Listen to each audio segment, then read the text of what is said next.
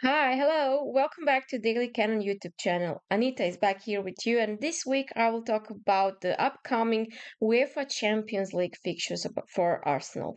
The Champions League this season is looking a bit different. There is no group stage anymore. We are here in league phase where we will play eight different teams for home and for away. And I'm here to talk to you about who those teams are, how they are looking at the moment, what's about, a bit about their history and players to look out for, and what we can expect in the upcoming matches. Stay tuned. Okay, first up, we have a trip to Italy, north of Italy to be exact, to Bergamo. It's Atalanta from Serie A. They are currently struggling a bit in Serie A. They are placed ninth with two wins and two losses, conceding and scoring 8 goals. So goal difference a total zero. Remember that? It's been a while. Yeah, so they were fourth last season in Serie A, and Arsenal have never faced Atalanta before in European competitions, so this will definitely be a fresh new challenge for us. So while I was editing this, I realized I forgot to mention one little thing. Is that Atalanta won the Europa League last season. An important detail, right? I'll learn. They have a familiar face in defense, which who we all remember. It's Sead Kolasinac. You might remember him for his defensive displays or the way he attacked some burglars when they attacked Mesut Ozil. That was a fun few days. Yeah, definitely. And Atalanta's attack is also led by one of our rumored summer targets, Ademola Lookman. You never know how much of that was true or not, but there were rumors definitely. They will definitely test our defense. Bergamo scored 8 goals in 4 matches, but obviously they let in a few goals as well. So I'm pretty confident about this one. As long as we keep focus, we have some players out, some players might be returning, but yeah, we'll see what happens. But we have to be prepared for a really high tempo encounter in north of Italy. After that, on October 1st, we have PSG at home, our first home match of this season's Champions League, and it's a big one, definitely. PSG were French League champions last season, and we all know that they are regularly in knockout stages of the Champions League. Some would say they underperformed, but expectations are one thing, and reality is completely a different one. This time around, they don't have Mbappe. That should be a bonus. Arsenal faced PSG 4 times in the Champions League, with Arsenal winning only once and drawing 3 times. So no losses, but only one win. We will see what this season will bring without Mbappe, as I already said. So significantly weaker team, but it's PSG. They are always looking for the best results possible. They have Vitinha, Marco Asensio, and Dembele, obviously, are really fantastic players playing for them in midfield and in the attack as well. They will be definitely a tough opponent at home. After that one, the next one is home as well, but it will happen later in October after the international break. So who knows what kind of state our team will be in. International breaks. Ugh, hate them. Anyway, we are playing against Shakhtar Donetsk, obviously Ukrainian champions, their best team, most famous team, etc., etc. They have experience in both Champions League and Europa League. We also played them several times. We won twice, lost twice. It's a mixed kind of performance against them. They have a really young squad with an average age just above 23, and they are struggling in the league at the time of filming this video, but they shouldn't be taken for granted. Arsenal will definitely aim to capitalize on the home advantage, and I'm really hoping for 3 points here as well. We start November with a trip to Italy again, this time to Milano. We are facing Inter Milan on November 6th. Inter Milan obviously won last season's Serie A and have a storied history with several European titles, something I'm a bit envious of, but time will come soon, obviously. Hopefully. Arsenal have played twice against Inter, lost 3-0 at home, and then defeated them 5-1 in Milano in 2003. It's been a while.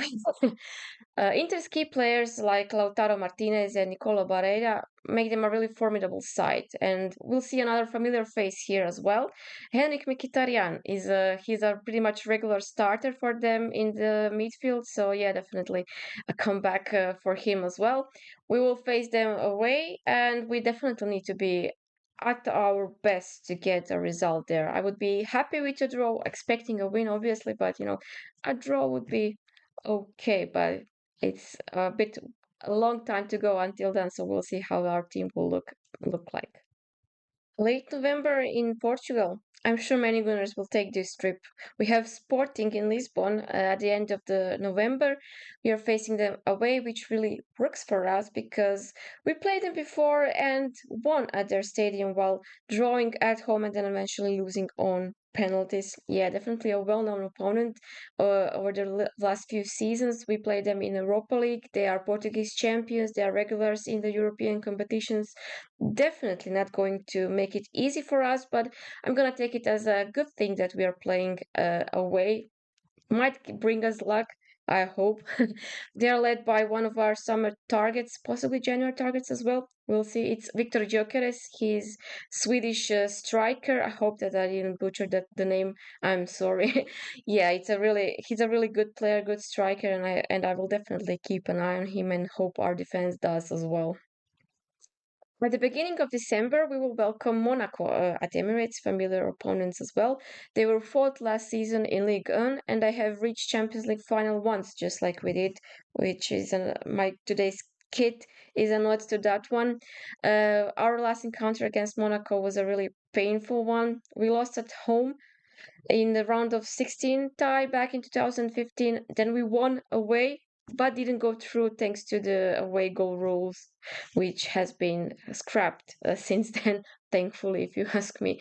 Yeah, so we will definitely seek redemption at home this time around. They are a pretty young side. They are without a loss in French league at the moment of filming this, but December is far away, and I'm sure that we can manage that one as well. 3 points, definitely.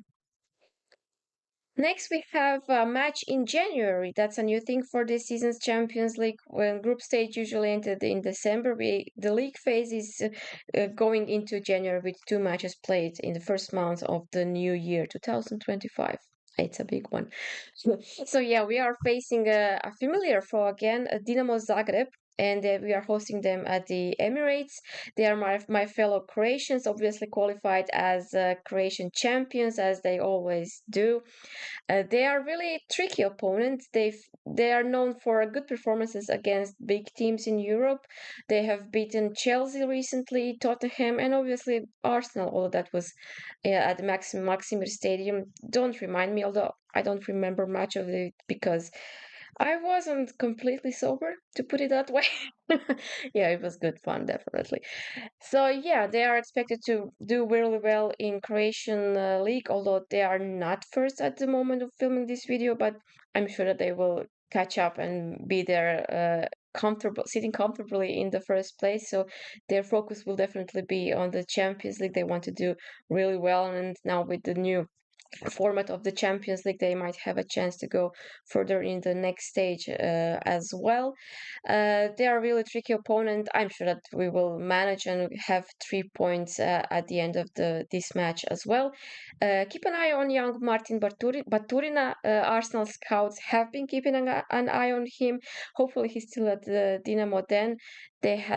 He was struggling a bit at the start of the season, but he's a really good prospect, very good young talented player. So definitely keep an eye on him. And by the way, after I recorded that part of the video, Dinamo played against Bayern in Munich and lost 9-2. Yes, that's correct. 9-2. Bayern also had the 3 goals disallowed as well. So yeah, should be pretty easy at home.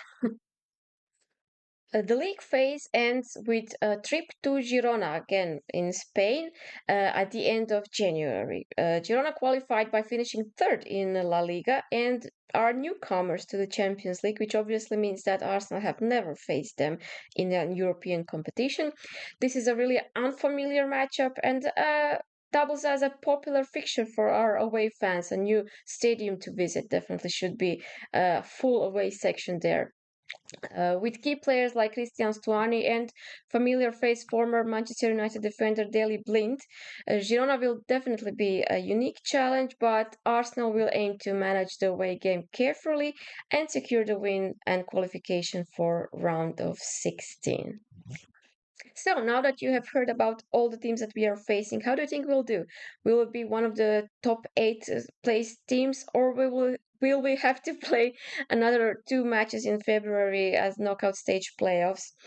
I'm thinking that we will definitely be one of the top eight teams. It's not going to be easy, definitely, but if you have been following along, I think that we will win most of the matches. I'm worried about the away trips to Italy and perhaps Sporting, but yeah, I think that we can definitely handle that and avoid additional matches in February at any cost, definitely. Leave me a comment below. Who do you think will be our toughest opponent? Talk to you again soon. Thanks for listening. Don't forget to subscribe and follow and like and share around.